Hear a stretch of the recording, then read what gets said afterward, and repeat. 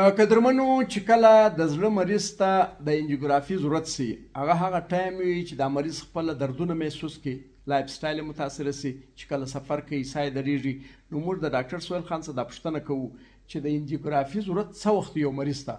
خلک وایي چې آریا هسپتال ډېر ګرانه دی نو د دې انجیوګرافي په څو کېږي ګوره که زه په خپله د زړه ډاکټر یم انجیوګرافي هم کوم او زه چې یم اسسټنټ یم چې هم د 20 کال څخه ما دا کار کړی دی لیکن ما چې خبره وکړه چې احتیاط د علاج څخه بهتر دی ارزان هم دی نو زه دا د خلکو ته دا وایم چې د انجیوګرافي باید چې نوبت نه سي را هغه چې تا خبره وکړه باید چې احتیاط وکړي د خوب خیال وساتي د شوګر د بلډ پریشر نه د انجیوګرافي صرف هغه ټایم ضرورت دی چې انسان ته چست پین کېږي هغه ټایم زیاتره هغه ټایم چست پین چې یو دم د زړه کې درد شروع سي او دارنګه سخت درد دی چې د دارنګه درد په ژوند نه دی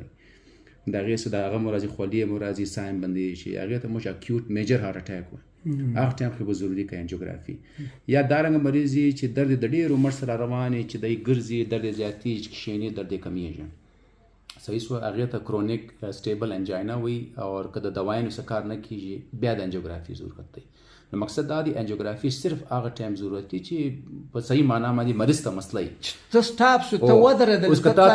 که تا ته مسله نه درد نه کېږي درته یا بل بیا د انجیوګرافي ضرورت نشته او دویمه تا خبر وکړ د ریټ څخه ګوره انجیوګرافي چې د زه په کراچۍ کې اوسېدلی یم د 10 هسپتالو زه مشر پاته شوی یم د ان آی سی ویډیو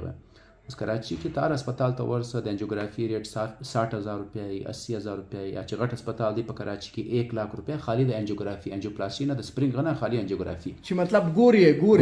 نو آریا هسپتال کې دا ریټ دی 40 سے 45,000 او زموږ ماشین چې دی د جرمن سیمنز ماشین دی برانډ نیو ماشین دی لیټسټ ترین ماشین دی 10 کال اډوانس دا 40-45,000 روپۍ هغه ریټ دی چې په ښار کې نور هسپتالو نه هم دغه ریټ اخلي صحیح شوه بالکل نو دا بس خلکو یو کانسپټ دی چې دا ګران دی لیکن موږ چې دا نوي جدید ترین ماشینري ریټس هغه ریټس دي چې کم په کوټه کې ریټس دي او د کراچي هم زیاتره هسپتالو کې دا رنګ ماشین نشته د هغې ریټس خو تقریبا نیمه کم دي بالکل دا هم یو د کوټې دپاره ښه هغه دی که ښه ماشین یې ښه انجیوګرافي کېږي نو تا ته به صحیح معلومېږي چې بهی هغه بلاکېج شته که نه شته سټنټ واچوم که نه واچوم دغه رنګه په آریا کې موږ دا پالیسي ده چې کوم د امریکې سټنټ چې دی اف ډي اے اپروف سټنټ ورته وایي خو دغه چې ورته وایي د سپرینګ یا سټنټ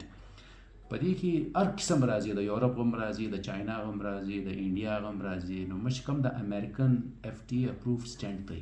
هغه سټنټ دلې استعمالو او د سټنټ ریټس چې هم دي هغه د کراچي د یو هر تقریبا هسپتال څخه نیمې کم دي 50% کم دی دا د خلکو کانسپټ دی چې دا ګران دی لیکن دا مقصد دا دی چې جدید ترین مشینری